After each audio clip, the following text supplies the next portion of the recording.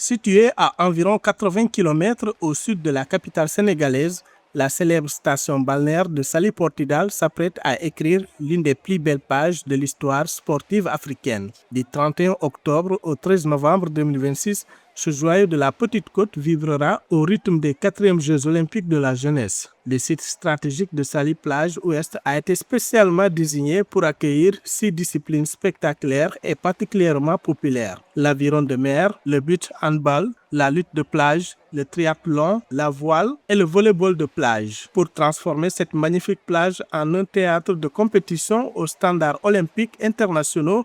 Un travail d'aménagement d'envergure est actuellement mené en coulisses. Les organisateurs s'activent pour garantir un confort optimal tant pour les jeunes athlètes que pour les spectateurs attendus en masse. Donc c'est les 5 sports qui sont prévus à Saly. Donc principalement ce sera au niveau de cette plage qu'on appelle Saly Ouest, sur lequel donc, on va installer un certain nombre d'infrastructures pour permettre à ces différents sports de pouvoir organiser leurs compétitions dans les meilleures conditions, mais également pour permettre au public de pouvoir assister à ces différentes compétitions dans les meilleures conditions de confort. Donc aujourd'hui, on est en train de travailler en étroite collaboration avec les différentes fédérations internationales qui sont concernées par ces 5 sports pour pouvoir finaliser les plans d'aménagement du site. Au-delà de la stricte performance athlétique, l'ambition de ces Jeux est de créer une véritable communion citoyenne et de célébrer l'identité africaine.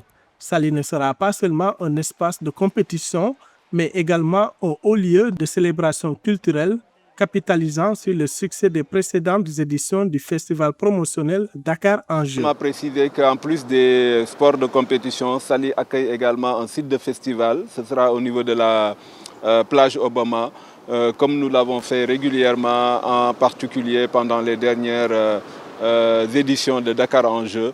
Nous prévoyons d'organiser un certain nombre d'activités culturelles au niveau de cette plage pendant Dakar 2026. Cette dynamique de mobilisation repose également sur l'engagement indéfectible des légendes du sport national.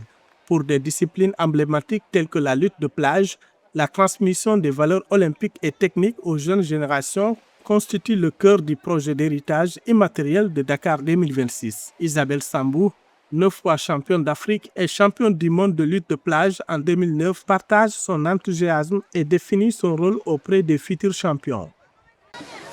Pour vous dire que les préparations de 2026 pour les Jeux olympiques de la jeunesse, c'est quelque chose qui est magnifique.